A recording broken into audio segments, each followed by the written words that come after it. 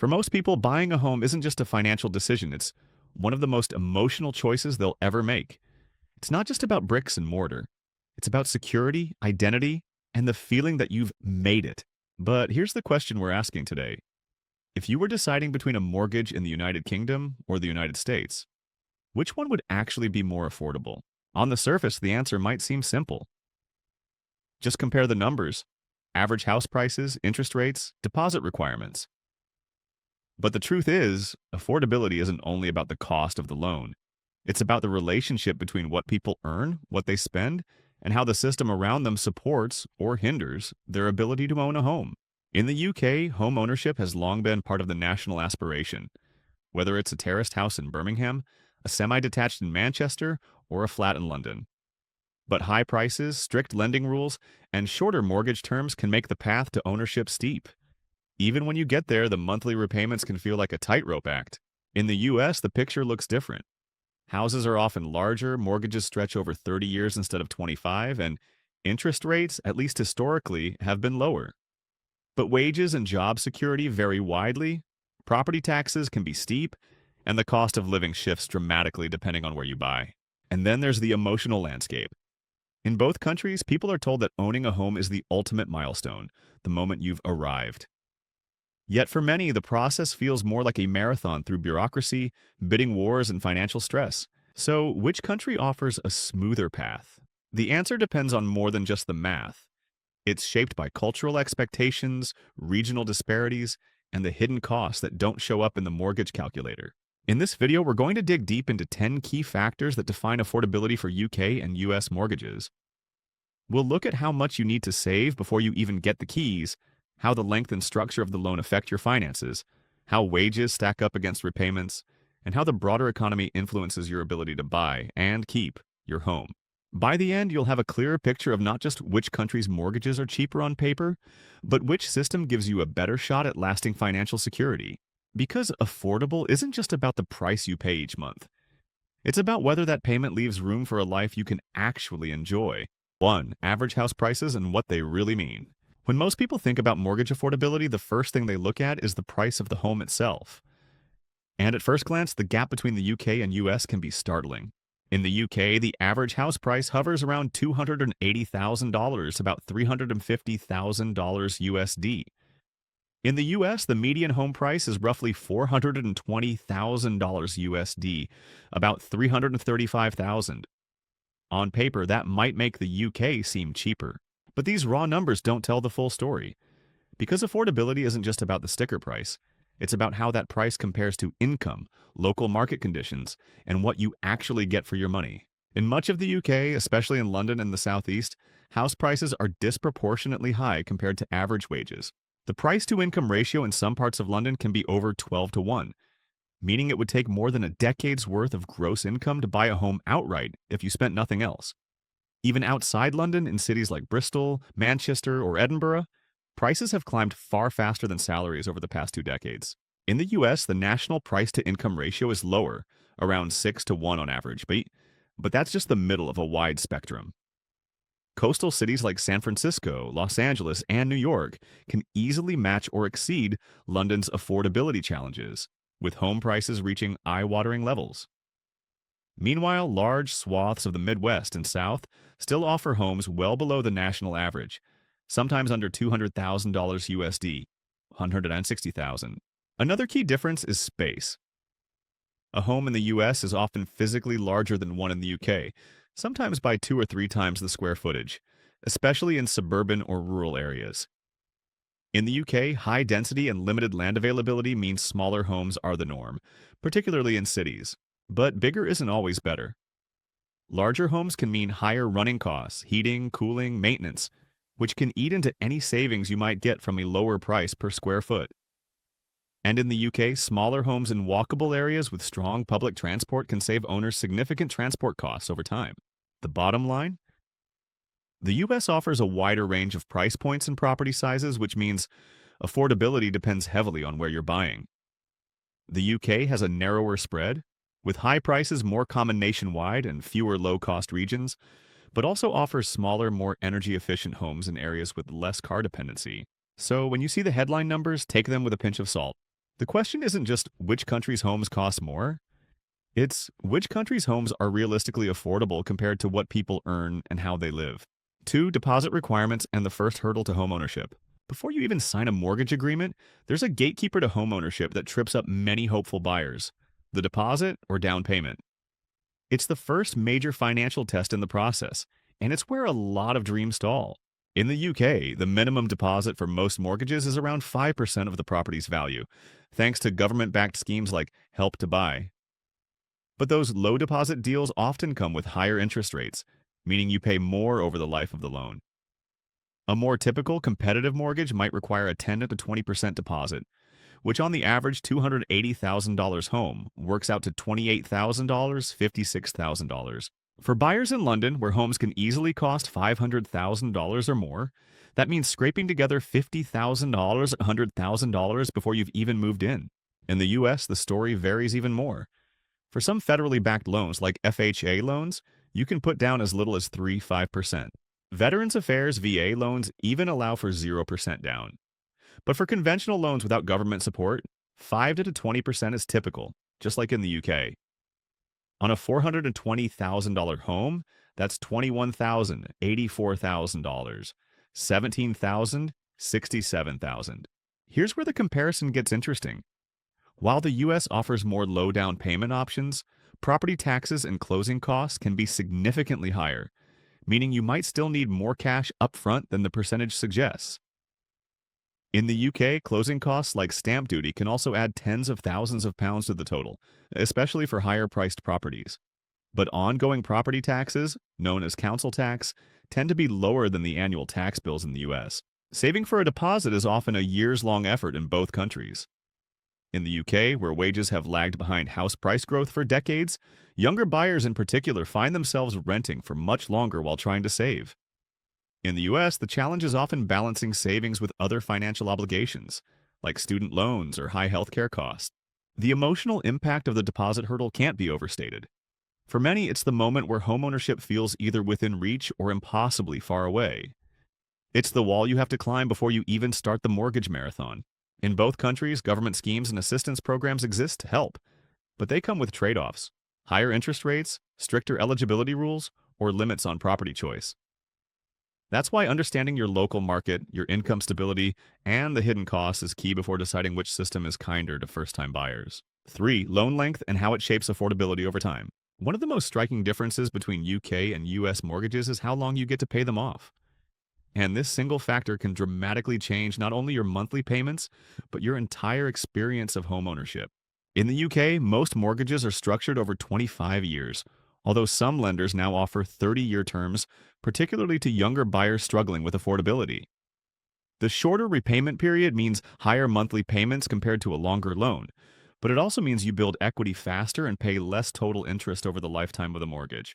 In the US, the standard mortgage term is 30 years, with 15-year mortgages as a common alternative.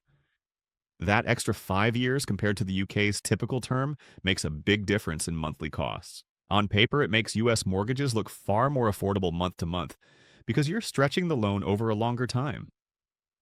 For example, a $300,000 mortgage at 6% interest over 30 years will cost much less each month than the same amount over 25 years. But there's a catch. The longer the term, the more you end up paying in total interest. A 30-year mortgage can mean paying tens, or even hundreds, of thousands more over the life of the loan compared to a shorter term, even if the monthly payments feel comfortable at first. There's also a cultural difference here. In the UK, most mortgages are fixed for only 2 to 5 years at a time, after which you renegotiate or risk moving onto a lender's higher variable rate. That means UK homeowners may see their payments change several times during their mortgage term, depending on interest rate movements. In contrast, the US offers long-term fixed rates, often locking in the same payment for the entire 30 years. This stability can be a huge psychological and financial advantage, especially during periods of rising interest rates. However, the flexibility of shorter fixes in the UK does allow some homeowners to take advantage of falling rates more quickly. It's a trade-off between stability and adaptability. The loan length question boils down to this: do you want lower payments now with more interest paid later, or higher payments now with the loan cleared faster? The US system leans toward easing the monthly burden at the cost of long-term interest, while the UK pushes for faster repayment but demands higher monthly commitment. 4. Interest rates and how they impact your bottom line.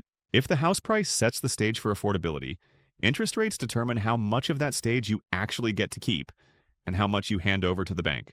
Even a seemingly small difference in rates can add up to tens of thousands over the life of a mortgage. In the UK, interest rates on mortgages are closely tied to the Bank of England's base rate, and they can swing noticeably over time. What makes the UK unique is its short fixed rate culture. Most people lock in their mortgage rate for only 2 to 5 years, after which they either remortgage or risk being moved to the lender's higher standard variable rate. This cycle means UK homeowners are more exposed to interest rate changes during their repayment period. When rates rise quickly, as they have in recent years, monthly payments can jump sharply, putting real strain on household budgets. In the US, the most common mortgage is a 30-year fixed-rate loan. This offers a huge sense of stability. Lock in a rate today, and your monthly payment stays the same for decades. That means if you buy when rates are relatively low, you've essentially insulated yourself from future hikes.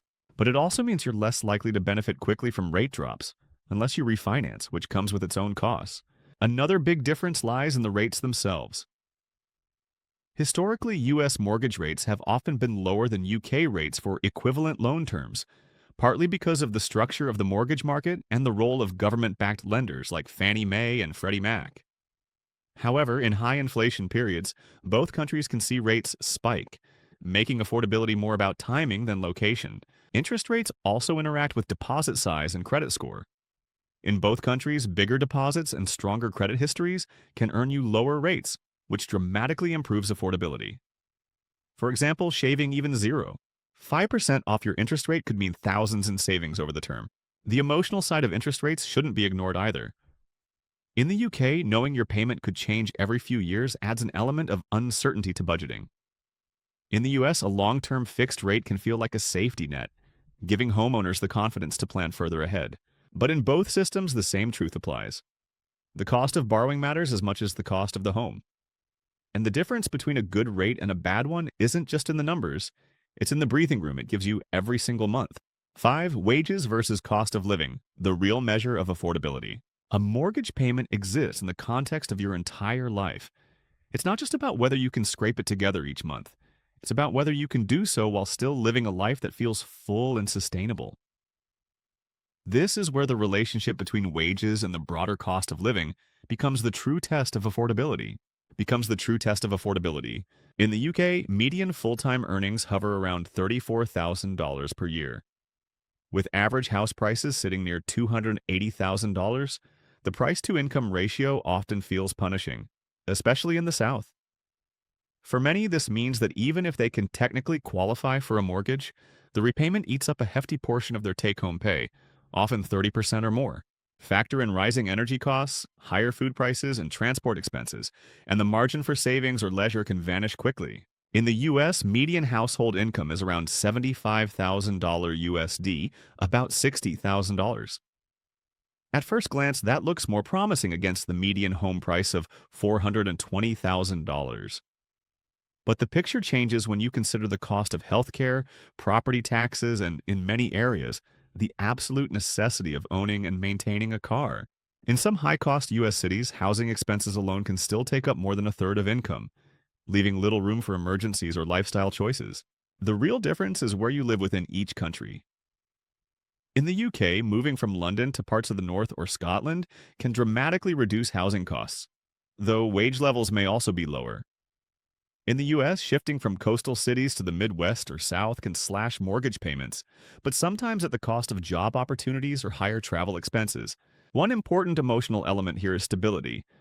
A mortgage feels affordable not when it's at the absolute maximum you can manage, but when it leaves room for life's surprises, a car breakdown, a medical bill, a sudden change in work. In both the UK and US, buyers who stretch to the edge of their budget for a dream home can find themselves house-rich but life-poor, working long hours just to make the next payment. Affordability, then, is as much about breathing space as it is about raw numbers.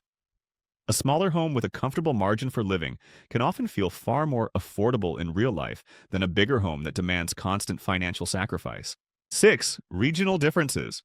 Why location can outweigh the country average? When people compare UK and US mortgages, they often look at national averages, but here's the truth. Those averages can be almost meaningless once you start looking at specific regions.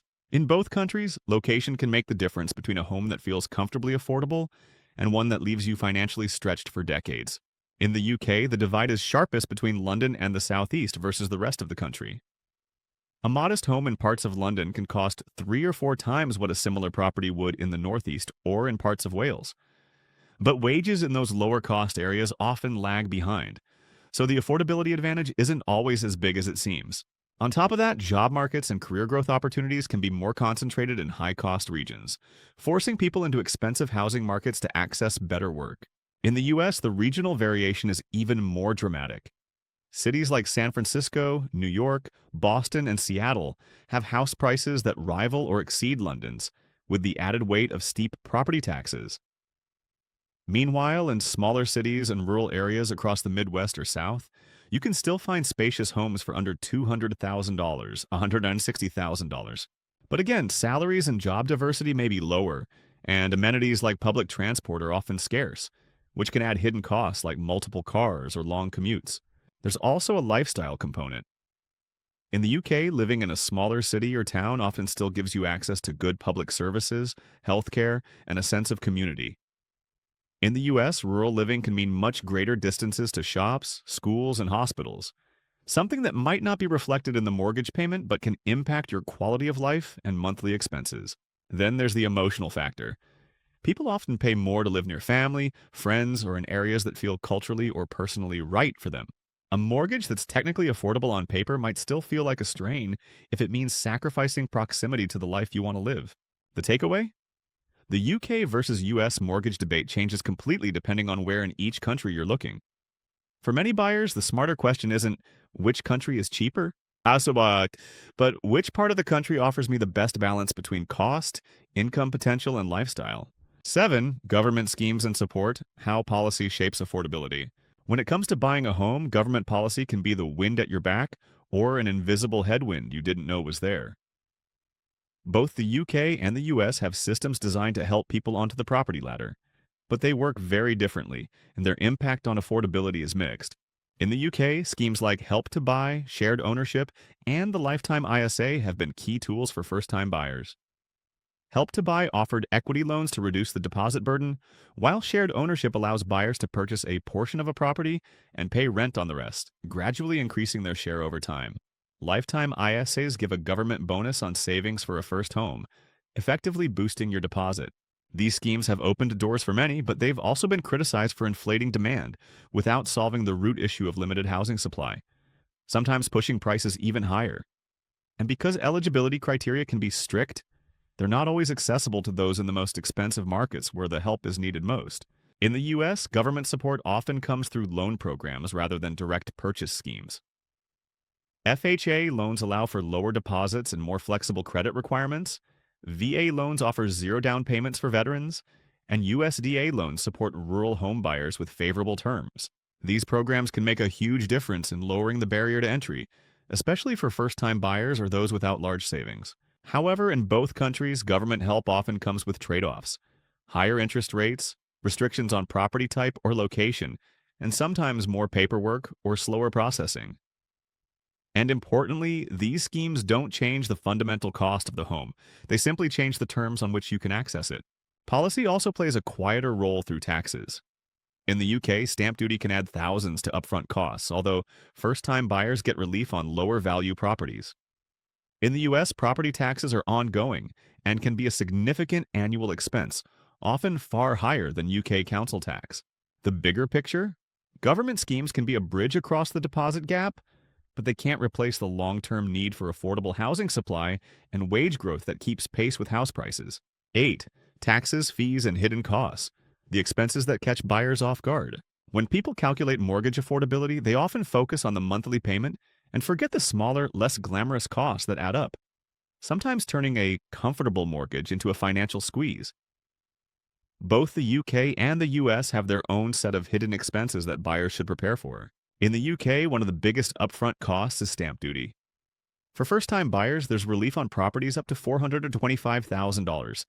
But beyond that, The tax can add thousands, or even tens of thousands, to your bill before you get the keys. Legal fees for conveyancing, property surveys, and mortgage arrangement charges can add another $1,000, $3,000. Then there's moving costs, initial repairs, and furnishing. Ongoing costs are a bit gentler in the UK compared to the US. Council tax varies by local authority but is generally lower than American property taxes. However, UK homeowners often face higher utility bills, especially in older homes that may be less energy efficient. In the US, property taxes are the silent budget killer for many homeowners. They're annual, they can range from a few $100s to over $10,000 a year depending on location, and they usually rise over time. Insurance costs are another factor, with flood, hurricane, or earthquake coverage adding hundreds or thousands annually in certain regions. Closing costs in the U.S. are also heavier, often 2 to 5% of the home's purchase price, covering appraisal fees, title insurance, lender fees, and more. And just like in the UK, moving in often reveals the unexpected. Repairs you didn't budget for, appliances that need replacing, or renovations you can't delay. The difference is that in the US, larger homes can mean more expensive maintenance. Bigger roofs to replace, more heating and cooling costs, more square footage to maintain. The emotional sting of these extra costs comes from how invisible they are in the dream phase of home buying. People imagine their new home and the mortgage payment, but not the $3,000 bill for replacing a boiler or the $6,000 roof repair. Affordability isn't just what you can manage today, it's what you can sustain tomorrow when the inevitable surprises arrive. In both countries, the smartest buyers budget not only for the monthly mortgage, but also for the hidden 10 to 20% extra it takes to truly own a home. 9. Long-term stability. Can you keep the home you buy? Buying a home is often seen as the finish line, but in reality, it's just the starting point of a long financial journey. True affordability isn't proven on day one. It's proven years later when life throws its inevitable challenges your way, and you can still make the payment without fear. In the UK, long-term stability can be tested by the way mortgages are structured. With most fixed-rate deals lasting just 2 to 5 years, homeowners face regular remortgaging. In a stable interest rate environment, this can be manageable, even advantageous. But when rates rise sharply, as they have in recent years, monthly payments can jump by hundreds of pounds almost overnight. For some households, that shift has turned a once-affordable home into a source of anxiety. In the U.S., the prevalence of 30-year fixed mortgages gives a strong sense of security. Once you lock in a low rate, your principal and interest payments remain predictable for decades. This stability can act as a shield against wider economic turbulence. But other costs like property taxes, insurance premiums, and maintenance can still creep up and strain budgets over time. Job security is another pillar of long-term affordability. In both countries, a sudden job loss or income drop can put even a safe mortgage at risk. The difference lies in the safety nets. In the UK, healthcare costs are not tied to employment, reducing the risk of medical expenses compounding financial stress. In the US, losing a job can sometimes mean losing affordable health coverage, creating a double hit to household stability. Lifestyle changes also play a role. Expanding families, relocation for work, or caring for elderly relatives can all shift priorities and finances. In high-demand markets, these changes might force you to sell at a less than ideal time, potentially eroding equity gains. The key question for long-term stability is simple. Does your mortgage leave room for change? If every pound or dollar is tied up in the home, there's little resilience when life changes direction. The most secure homeowners in both the UK and US tend to be those who bought below their maximum budget, leaving breathing space for life's ups and downs. 10. Cultural attitudes and the emotional cost of homeownership. In both the UK and the US, owning a home isn't just about shelter. It's often seen as a sign you've made it. This cultural weight can be motivating, but it can also push people into financial decisions that feel more like a burden than a blessing. In the UK, homeownership has long been tied to stability and respectability. It's part of the national story. Buying your own place, paying down the mortgage, and perhaps passing it on to the next generation. But this ideal can sometimes pressure people into buying sooner than they're financially ready, or stretching their budget to secure a home in a good area, even if it means years of financial strain. For some, the dream turns into quietly living month to month, afraid of the next interest rate change. In the US, the American dream has homeownership at its heart. The idea is that owning a house is a key step toward personal freedom and wealth building. And while property has historically been a strong long-term investment, This belief can also lead people into over-leveraging, buying more house than they need or can comfortably afford, underestimating ongoing costs, or banking on constant price appreciation to justify the purchase. Culturally, the U.S. often celebrates bigger homes, more land, and visible signs of success. The UK tends to value location and community access more, even if it means smaller spaces. These cultural preferences shape affordability in subtle ways. What's considered worth it to pay for, what compromises people are willing to make, and how much financial pressure they'll accept to achieve the goal. The emotional cost shows up when the numbers don't align with the life you want to live. A beautiful house can feel like a prison if every spare penny goes toward maintaining it. On the other hand, a modest home that fits comfortably within your means can give you the freedom to enjoy life beyond your front door. In both countries, the healthiest approach to homeownership is one that balances aspiration with realism, seeing a home not as a trophy, but as a base from which to live well. That shift in mindset can transform the experience from constant pressure into long-term security. When you strip away the averages, the stereotypes, and the easy headlines, the truth about UK versus US mortgage affordability is far more nuanced than a simple one is better than the other. On the surface, the US can appear more affordable with larger homes, longer loan terms, and more options for low-down payment mortgages. For many buyers, especially those locking in a low fixed rate in a stable job market, this structure can offer predictability and room in the monthly budget. But that affordability can be quietly eroded by high property taxes, insurance costs, and the sheer size of homes that demand more to maintain. The UK's system, by contrast, leans towards shorter terms and smaller properties, with lower ongoing property taxes and less space to maintain. This can encourage faster equity building and more energy efficiency, but it comes at the cost of higher monthly payments and exposure to frequent interest rate resets. For many, the challenge in the UK is less about the ongoing costs and more about clearing the first hurdle. Saving for a deposit in a market where prices have outpaced wages for decades. And then there's the wild card: location. In both countries, regional differences can outweigh national trends. A modest home in the American Midwest might be more affordable than almost anything in the UK, while a flat in northern England could be far cheaper than a starter home in coastal California. Affordability here isn't just a question of which passport you hold, it's a question of where, within your country, you choose to live. The emotional layer is perhaps the most important. In both the UK and the US, the cultural pull toward homeownership can tempt people to buy sooner or spend more than they should.